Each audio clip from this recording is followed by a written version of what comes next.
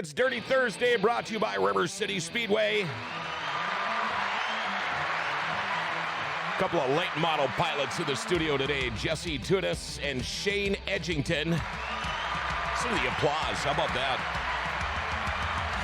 Show, by the way, brought to you by Northwest Tire in Grand Forks, and Chad couldn't make it. Speaking of Northwest Tire, he's having another procedure done or something today. But you know what? They're looking to hire a tire technician. You know, if you're not afraid to show up for work on time and work while you're at work, could be a pretty good job for you. No prior work experience is necessary. Northwest Tire, they'll train the right people too. Great benefit package, PTO, health insurance, 401k, all that kind of stuff. Pay will depend on experience. Stop in at Northwest Tire on Gateway Drive to find out more, or you can call Chad, 701-780-8473, or apply online at nwtire.com. By the way, that buy three, get one free sale is on. If you use your Northwest Tire credit card, check him out. Call him up. Make sure he's doing okay after that procedure. If you got any questions or comments, feel free to call or text. Our number here at the studio, 701-213-0863, 701-213-0863. Time now for our daily segment called Jokes My Neighbor Tells Me. Hopefully we don't offend anybody in the studio today because they are a couple of Canadian jokes, all right? Here we go. Jokes My Neighbor Tells Me. How do you get 50 Canadians out of a swimming pool? How do you get 50 Canadians out of a swimming pool? You say, please get out of the swimming pool. Ain't that the truth? Okay, we got a better one. How do you know Adam was a Canadian? How do you know Adam was a Canadian? Well, who else could stand beside a naked woman and be tempted by a fruit?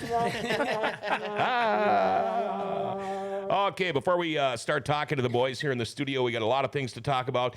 Let's see, track schedules first. Nothing going on at Norman County West in Ada tonight. At least I didn't see anything on their schedule. But they are racing in Grand Rapids tonight. That's the first time we've ever mentioned Grand Rapids. So there you go. Tomorrow night, River City Speedway. We got the double sprint car feature, mid-season track championship.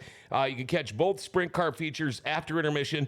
It's going to be an awesome show tomorrow night. We also got the streets, the B mods, and the late models. Saturday at Greenbush Race Park, NLRA late models, the mods, the streets, the Midwest mods, lightning sprints, and four cylinders. I don't think they're racing in Devil's Lake on Saturday, but to wrap up the weekend, Buffalo River Speedway Sunday. Got the short trackers, the IMCA mods, Wissota A mods, and the Wissota B mods. And another thing I want to mention, Terry and Aaron Blacklands. We all know these guys. They're having their annual fundraiser tomorrow at Fast Graphics in Thief River Falls at 1436 Main Avenue North. They're going to have a cook-off from 11 to 2, door prizes, race cars. It's going to be free will offering. Now, every year, these two guys raise money for people in need. They have helped out a lot of people. Now, this year, they're raising money for a lot of race car drivers. Now, we all know the cost of fuel, parts, tires, all that stuff. They have all skyrocketed, and they're going to raise money for things like, well, fuel cards, entry fees, or even additional payouts at racetracks. Now, you know, this could make the difference for some guys who have to decide to race or stay home because of the cost of racing. Again, it's a free will tomorrow. Fast Graphics, 1436 Main Avenue North at Thief River Falls. And thanks to the Blacklands family and Fast Graphics for bringing you this. It's a great deal. What a great couple of guys. We welcome for the first time to the studio, to my left, Jesse Teunis. How are you doing today, man? Pretty good. Thanks for having me. Tell us a little bit about yourself.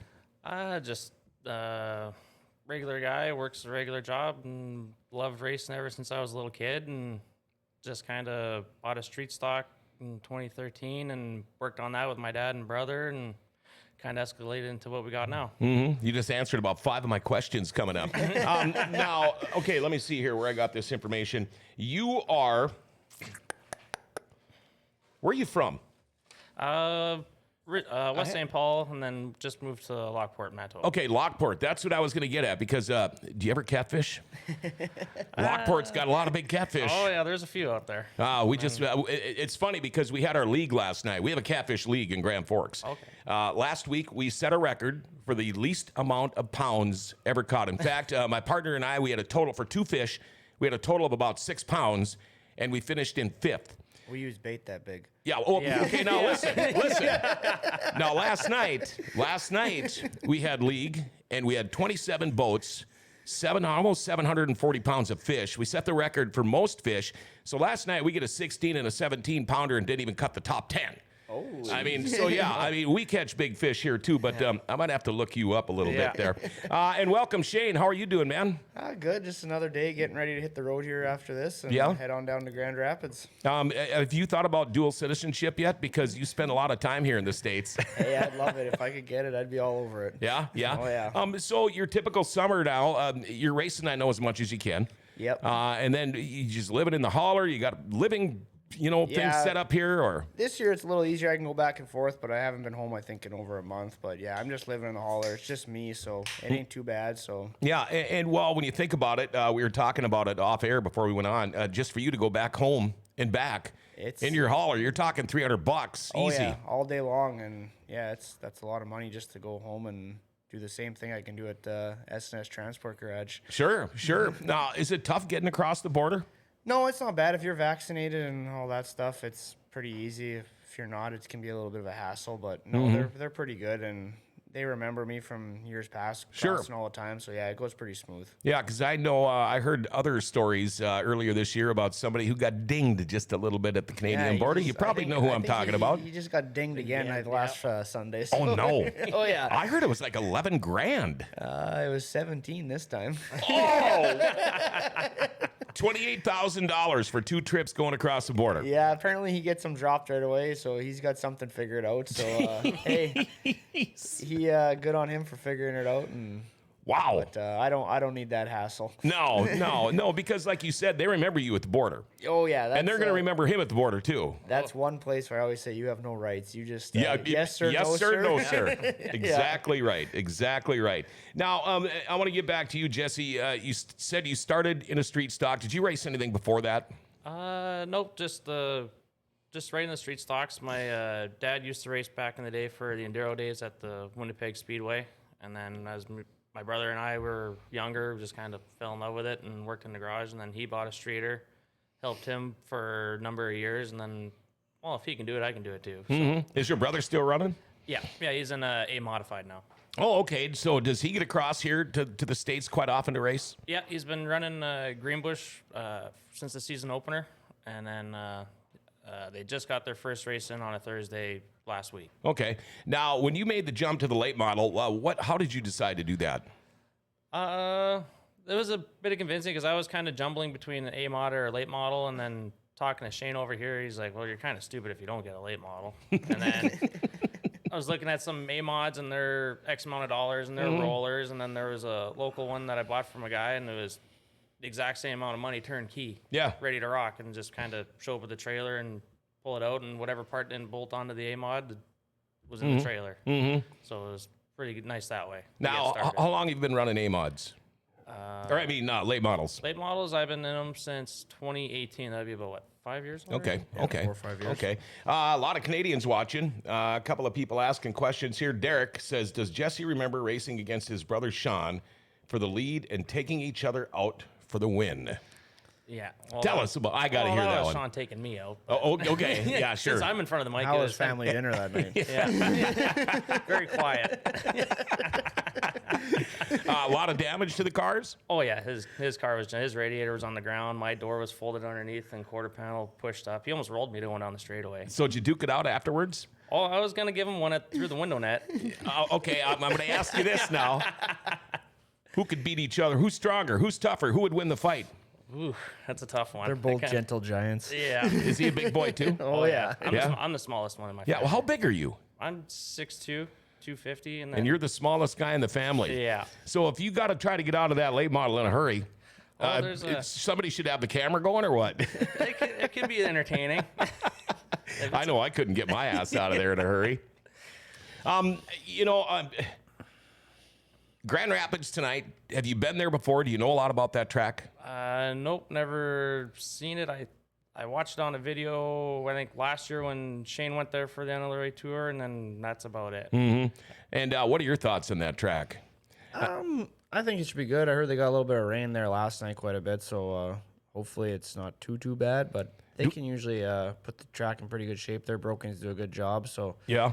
yeah, it can be racy. Sometimes it gets a little rubbered up, but I think with all that rain, I think they should have a good track there tonight. So there's going to be a whole bunch of different guys there than we're used to seeing at River City Speedway. Do we get a lot of the Wisconsin guys coming up over there? You'll have like Jeff Massengale and Provenzino, Provenzino, and all those kind of guys. So there'll be I call it the Iron Range area over there. There'll be a good group of those guys over there that we really don't race against much. So it'll be nice to go out there and race against them. Yeah, I'll actually be going through Grand Rapids Saturday morning. I'm heading up to the Ely area for the 4th. So, yeah, I kind of wanted to stay home and do absolutely nothing, but I'm not the boss. Got roped into it. Yes, I got roped into it. Now, when we talk about the border and all that kind of stuff, how was it for you during the pandemic when the border was closed? I mean, you know, I'm looking at points here, wherever I had them points, and I figured out the top 11 in the NLRA right now, 5th, 6th, 8th, and 9th are all belonging to Canadian drivers. I think we kind of took it for granted that we didn't have all you guys coming here all the time, but how was that period for you? Did you get to race much? Were you just sitting around going nuts? It was kind of more or less sitting around going nuts because used to, for the previous since 2013, go even beyond that with my brother. We're racing 40 plus nights a year, and then right in 2020, poof, chopped down right to 7. Like it was not fun. It was kind of, then we're watching everyone down here go race every weekend, and it was like, well, I'm sitting at home, the car's in the garage. I just can't go anywhere until the next Thursday, and then we'll work on it Saturday or Monday or whatever, and then kind of relax that way, which was kind of nice. And then, but it was like, well, I want to go. I got this car, want to go, and just can't. And right. It was a little stressful and depressing, and it felt like it was ages before we can cross the border easily without much hassle. And then now it's just been a huge stress relief. You know, I heard horror stories. We had Bill Mooney on the show. It was a Zoom show because you guys couldn't get across. And he was telling me actually during Christmas that they had to hide their mom's car in the garage because the Mounties know whose car belongs where. And otherwise they come knocking on your door and they end up giving you a ticket or whatever. But yeah.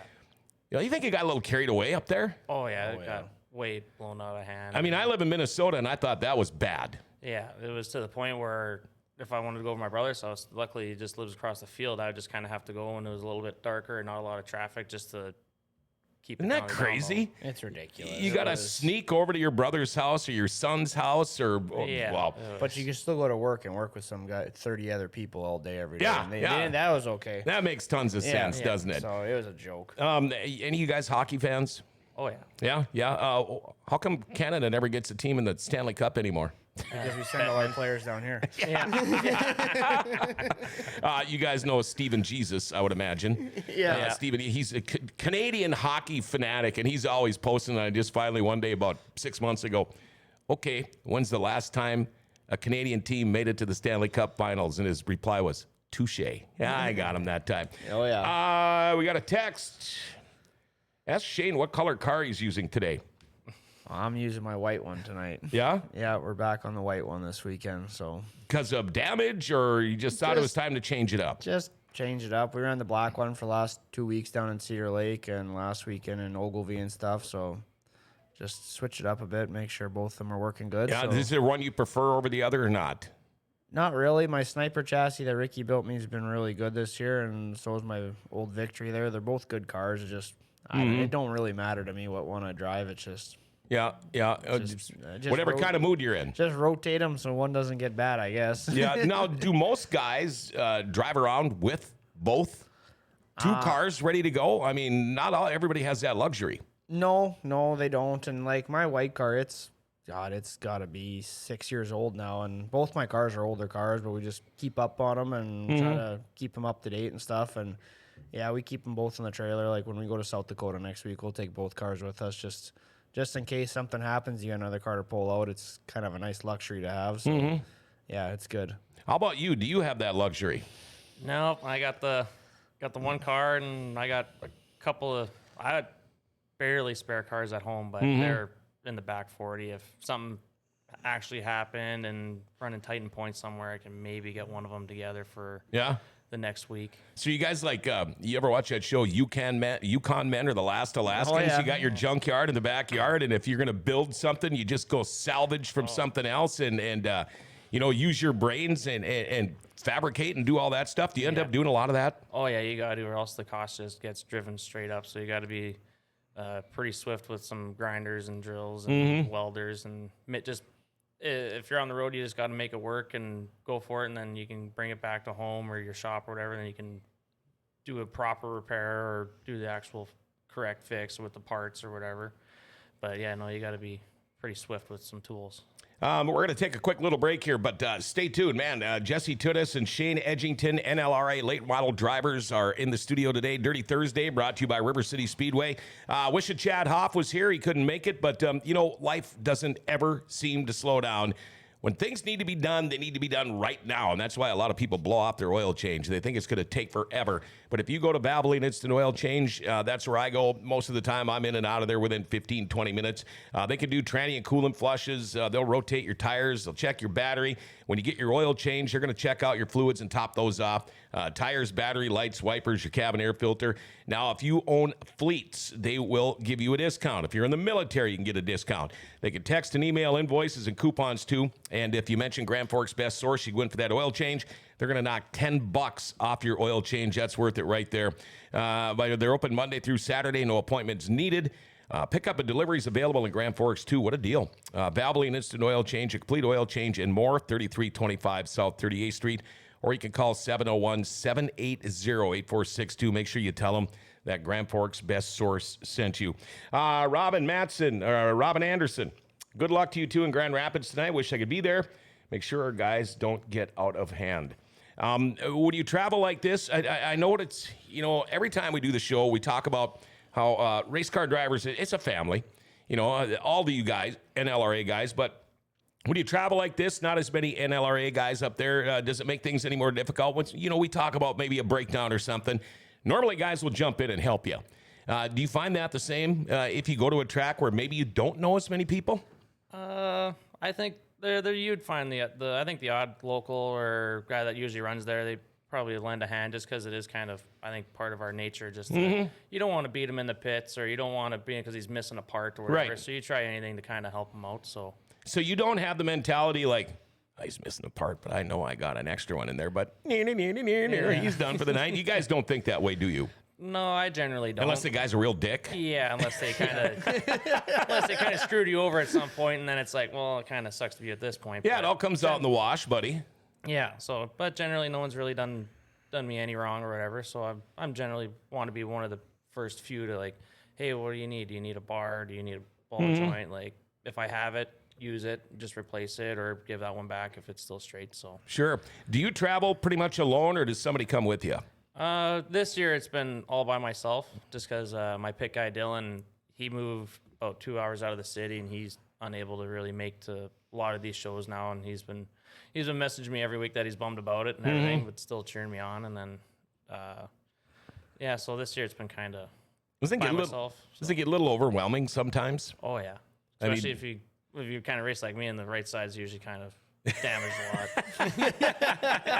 We go through a lot of rivets, and there's a lot of tin straightening going on. So yeah, you get the hammers out, and you pretty much travel by yourself too, Shane? No, I got Max Moschers with me quite a bit this year, and my old crew guy Jeff Rempel, he's a big help at home, and then he's been able to come across a bit this year, but he's having a kid here next month, so he's kind of on lockdown now until probably the sites or the outlaw race. Okay. But, you try to get anybody who can come help you. I got one of my old neighbors coming to help me in 2 weeks. We're going on a week-long, we're racing every day for a week, so he says he'll come out and just at least drive the truck and do basic stuff, so that all helps. I mean, it helps even when it comes to driving. Yeah. You guys, you have to find time to sleep sometime. Yeah, and usually it's when you're driving, when you want to fall asleep, and not only do you take the chance of getting killed, but you take the chance of wrecking all your stuff too. Yeah, it's like we raced in Ogilvie there last Saturday and left there at midnight and drove through the night to get back to Grand Forks just to race here Sunday. So that was a long, and we left Grand Forks Saturday morning, so it was about 11 hours of driving we did that day, plus racing and everything else. So that was a long day. So when you come back, if you're that tired, it's probably pretty easy to just fall asleep anywhere, like your hauler or standing up in a corner. Yeah. There's a lot of times where it's go have a quick nap and get back up because you got to get the car maintenance and everything else and ready to go because you got to go race the next day. And it's just part of it. It's the way it is. And you find time to sleep when you're dead, I guess. Brina and Brad say hi, by the way, gentlemen. Schedule this year. What's it look like for you the rest of the year? Be following the NLRA. Try to make every show. I say try, but I want to make every show because you never know what might happen with these cars. But that's the main goal is follow that and then race full time at River Cities here. And kind of if there's a Saturday show kind of local or right around the area, maybe hit that one up. That's So, and I know you're probably doing more like you did last year. I know last year you were trying to run 4 or 5 nights a week. Doing the same thing this year too?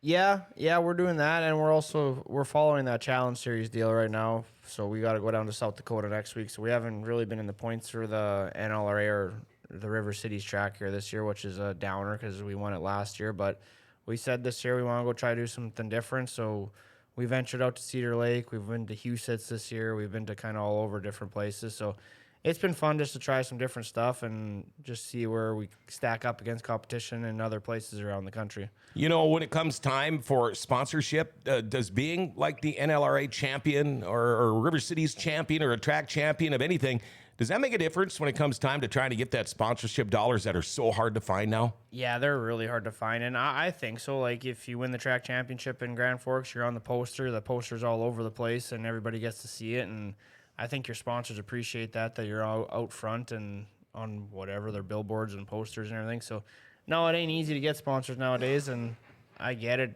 Money's tough everywhere right now, and stuff's so expensive, so you just got to try to keep the ones you have happy and see if you can find a couple other ones along the way. You know, we were talking also before we went on the air about how many late models there are this year. I mean, it's blowing me away. And we were talking, I don't know if we can remember not having a B main this year with the late models, but for how expensive it is, this isn't like jumping in, you know, to a streeter or a B mod, and it's a little bit more money, but it's amazing how many late models there are. Because I can remember a few years ago, especially when the pandemic first hit, I'm thinking, wow, we got to get some more cars here. This isn't going to be good, but now we got a ton of them. Well, and that's what I said to him when he wanted to go A-mod racing and everything. I said, well, you can get an A-mod, and you'll still be just as competitive because it's hard to beat, like at home, the Ward Emerys and the Scott Greers and the Rick Delanes. These guys have their programs up here.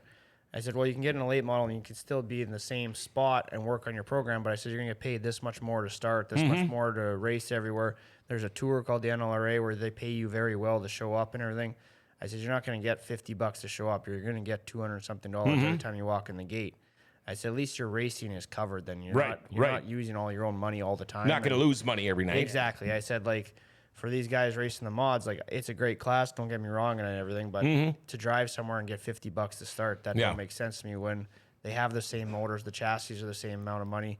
Yeah, the shocks might be a little more money, but I don't know. To me, it's a no-brainer to not race a late model, and I think people are realizing that. That's why there's so many of them out there now. Sure. When it comes to cost, I know I've had this conversation with a few of the sprint car drivers, but tires, I'm guessing maybe you don't go through as many tires as a sprint car does. I don't know, but tell me, for you, tires, things like that, do you go through a lot? How expensive are they? Is it getting out of hand? Well, tires will be whatever tires are worth. I think they're about, what, $180 bucks or whatever. So that's up there. But I always try to keep a couple good ones, if not maybe a brand new one on the rack in the trailer. And then I try to get the most that I can out of them. Sure. And then they'll just go from a feature tire, and then I'll run them maybe for 2 features, and then they'll become like a heat race tire. And then if not, a heat race practice tire. And then if really comes down to it, well, then I got to run those on during track conditions. So I have a set in the trailer ready to go that are like good. So if I draw good and have a good heat and we're starting the front 2 to 3 rows, well, then, okay, I'll put the good tires on. So I got to be a little more creative with my tire program that way, just because the new tires for me are a little hard to come by. So people that don't know anything about late models, what do you run for fuel? Methanol. Methanol. And now, if I remember right, a couple of years back, wasn't that actually cheaper than gas? Yeah. And now, what is that running a gallon? I think it's still cheaper than gas. Oh, it is. Okay. Yeah. Yeah, like a drum, I think it's about $200 for a drum, and then I go through a drum every 3 nights. So Wow. then- And I complain because it cost me $25 to mow my yard. Yeah, isn't that crazy? You fill up a 5-gallon 5 gas can, and it's like, holy crap. I know. It's nuts. I might have to go back to the Husqvarna. The John Deere is just sucking up way too much fuel. I'll go get a battery one. Yeah. yeah. That's like getting an electric one. Yeah, that'll work. I got 5 3/4 acres. Took me a week and a half to mow the lawn. Yeah, restart. Yeah, 300 feet of extension cord, you'll be good. Yeah. What are all these battery chargers for? Shut up. Let's see. Wissota has 1 year left of the Hoosier contract. Because of that contract, the price was locked in for another year. Probably won't be the same circumstance next year. It's just tough to get tires. Tough to get tires at this point. Has it been tough to find tires, or you had any problems getting them? It's been tough, but it's the same thing. If you know the right people, I guess you can kind of get them, but it's getting a lot better. I find I'm not having as much issue getting tires, and yeah, with the contract coming up next year, it'll be interesting to see what Wissota can do for us. I know down south they don't have a contract. I know how much their tires went up, and it's ridiculous. And I really hope Wissota can do something to keep our contract close to where it is, because I think it'll really kill the racing around here. When they're paying, because I think down south they're paying $225 a tire now. Oh, man. So when you're only racing for $1,000 and you got to put 2 tires on there, $225, and plus fuel, that's hard for people to do. Plus the price of fuel to get to the track and everything. Yeah. That's a lot of money you got to spend just to go out and try to win and hope to win, just to cover your cost almost. I didn't realize the tire situation was so bad until we had the Racer Showcase this spring at Home of Economy, and Dustin Strand had his new A-Mod in there. And right away, I see he's got American Racer tires on there. And I'm, what's the deal with that? And he looked at me and he said, I do not have a single Hoosier tire in my shop. Yeah. Because I just can't get them. Yeah, and I didn't know it was going to be this bad, so I sold a bunch of my used ones last year to a bunch of people out in Alberta, and then all of a sudden it comes around, it's like, well, tires are going to be really, really hard to get this year. I'm like, holy smokes. So tried calling them back and buying them back. yeah, well, I had to pull some strings and get some favors, and we're lucky that we have some tires. So yeah, we're in pretty good shape for now. So hopefully it stays that way. Now, Jesse, you haven't been doing this, I don't know, as long as Shane has, but have you got a favorite track that you like more than going anywhere else?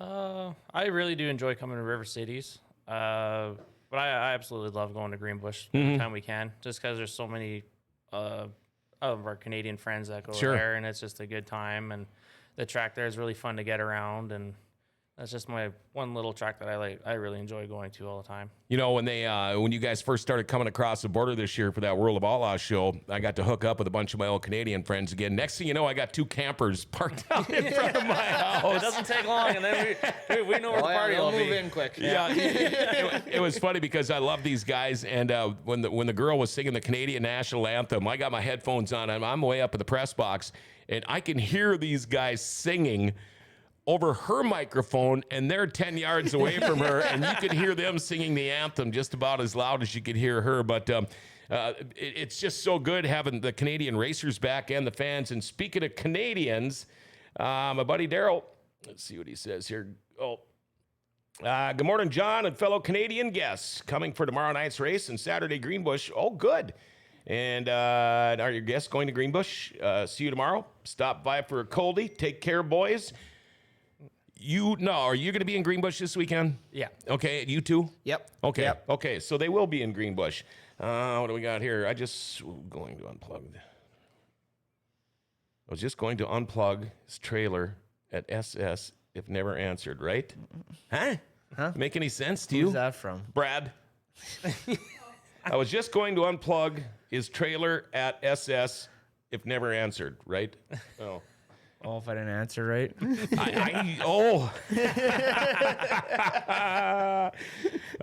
You better say something good about Brad right now. No. I'll say something good about June and BJ. Do you have a favorite track? Yeah, I do like Grand Forks. It is fun there, but I don't know. I like any track I win at, I guess. Is probably one of my favorite tracks, but no. Grand Forks overall, I think they're struggling a little bit this year, but not bad. But like the last 2 years, I thought that place is one of the best tracks around. We went to Cedar Lake this year. I thought that place was really cool. It was fun. But I have to agree with Jesse. Greenbush is always a good place to go. It's nice. But overall, yeah, Grand Forks is probably my favorite track. That's the answer he was looking for, by the way. I know. I want to make sure I have a place to go tomorrow. The hauler stays plugged in for one more day. No racing for you. Have you had a best night in a pretty young career? Yep. Last year, got a win up in Winnipeg, and then so that was pretty good because it was me and my other buddy Shane Holden. We were running door to door for that one, and so that was a lot of fun. Other than that one, we've been knocking on the door for a couple of top fives. Finished sixth, I think, a couple of times here. So when the car's good and the night's really good, then we're usually right up there. Yep. And then I mean, that's the big deal right there, being up there. Yeah. You could be up there at top because any given night here, I mean, I'm biased River City Speedway, but at any given night, there's 10 of you guys Yeah. that can win this race anytime. Yeah. Have you had the worst night in your racing career? Oh yeah, there's been I think it was a few years ago. I think it was a fair race on a Sunday here. We're just bad draw, bad heat race, so we're just wind up in the back, and then car spins out in turn one. We're moving so fast in these things, everything just happens in the blink of an eye. And next thing I get into a wreck. I had to pull. I think the only body part on the car left that I didn't have to straighten was the roof. I had to pull the ignition out and straighten the cockpit out. Like everything was all pushed over, and it was like, I don't even know why I'm fixing this thing because I was just so mad. And then next thing you know, car's back together, and we're right back at it next week, and just poof, just like that, forget about it and move on. Now, is tin as expensive as everything else is when it comes to redoing these cars? Yeah, it's probably went up 50, 60%. Wow. Yeah, it's skyrocketed too. Now, do you buy your body panels ready, or do you have your own bead roller and bender and metal brake and all that stuff, and you build pretty much your own stuff? Yeah, I make all my own stuff and build all our own bodies. Me and Ryan Carroll build a lot of bodies for guys up at home, and we do pretty much all our own stuff. Yep, same with you? Yeah, I bring all my stuff to Shane and Ryan, and Okay. so we're all kind of there. And then the nice thing is everything's kind of similar. So then you can, like Shane's door will probably fit on Ryan's car, and Sure. that door will fit on to my car with very little modifications of it, maybe just height, and that's easy to take out. So. God, I can remember back in the day, we used to build our own race trailer, open trailer every year. Oh, no And then at the end of the season, sell it. Yep. Build another one the next spring. But we actually built our own metal brake out of a road grader plow blade. Made our own bead roller, all that stuff. And I mean, there was a lot of trial and error. But the cars turned out pretty good. It was actually amazing. You blow up a pickup on the way to Devil's Lake one day? Yep. That was if we go back to It's that other not question, funny. that was the worst probably physical day, get into the racetrack and getting there because the truck, it blew up. And then, so. Where were you when it blew up? I was, what's that little town before Lakota there? I was probably about 10 miles south of Lakota. And then, so I called the hunters. And then Brian Strand happened to be leaving the farm. I guess there's a farm around there that they're on. And he flat towed me all the way to Devil's Lake. Okay, we try to get the car out of the trailer, get the generator out. I go to start the generator. Next thing you know, all the motor mounts are broken out, so it falls out. So that's broken. Oh, jeez. And then I go to start the car, and then it don't want to work, and try to push start, and it ain't running worth. And it's like I didn't even get to turn a lap, and the car's broken, trailer's broken, truck's broken. You ever just say screw it and get drunk? Oh, I was pretty close to 10 out of 10 that night. Oh, God, just to forget about everything. So how did you get back? How follow up with this story? I mean, because you're sitting in Devil's Lake, you're Canadian, you got a blown up pickup and a bunch of crap that's not working. Yeah. So thankfully the hunters are such an awesome family. They helped me out so much. They had a tow truck come get the truck, and then they brought it back to Winnipeg, and then so I can fix it there. And then I hopped in with the hunters to go to Morden just because I was my ride home. And then I seen my cousin was there, and he has a gooseneck hitch, and then I kept the hitch from my truck and I left it in the trailer for the fifth wheel. So I took his truck while they were racing, drove back to Devil's Lake, grabbed my trailer and brought it to Morden. And then we left it in Morden for the night, went to work. And then my boss at the time, he had a fifth wheel in his truck. So then I'm like, well, I need to go get my trailer. He's like, well, I'll go get it. And then he just hopped in, got my trailer, brought it back to the shop at Winnipeg. And then so that way everything made it home, and then I think I took the car and I think we threw it in the top of Shane's trailer. So the car was at Shane's house, the trailer was at work, and everything was scattered. Oh, have you guys known each other for a long time? Yeah, we've known each other for I don't even know how long. Just through racing? Yep. I remember racing back in the day street stocks against his brother, and then we all live really close to each other, so there's probably 5 or 6 of us that race that all live within, I don't know, 5 miles of each other probably. So yeah, we're a pretty good group of friends up there, and we hang out quite a bit. So Are most of your guys' friends involved with racing in some sort? Yep. Even my friends I grew up with, they all follow me racing constantly. They're all coming down here for the Outlaws and all that, and they used to come pit with me. And yeah, it's the way our life is. So Yeah. Same with you. accept it or don't. Yeah, I had a couple buddies. They'd come and, oh, that seems interesting or whatever. So they'd come and check it out. And then the one guy, he actually liked it so much. He helped me out for a few years, and then he liked it so much, him and his girlfriend, they went and got a 4-cylinder, and now they're in a pure stock, which is great, but I lost a pit guy. Oh, sure. Now, have you guys thought about this, and maybe I've asked you this before, Shane, but if you're going to continue racing, if you see yourself being an old man, I don't want to call Tommy an old man, but he's been up there for a long time. And the guy still knows how to wheel a race car. Yes, he does. If you guys have a career like that, if you had a chance to run a different type of car, dirt, asphalt, whatever, somebody said, here's the car, let's do it, hop in and go, would you do it, and what kind? I honestly think I would drive anything. If they gave me an opportunity. I don't think there's a car out there that I wouldn't drive or try at least. I don't know if I'd want to race a sprint car all the time, but I'd like to try a sprint car, and I'd like to try some asphalt stuff too, just to see what it's like.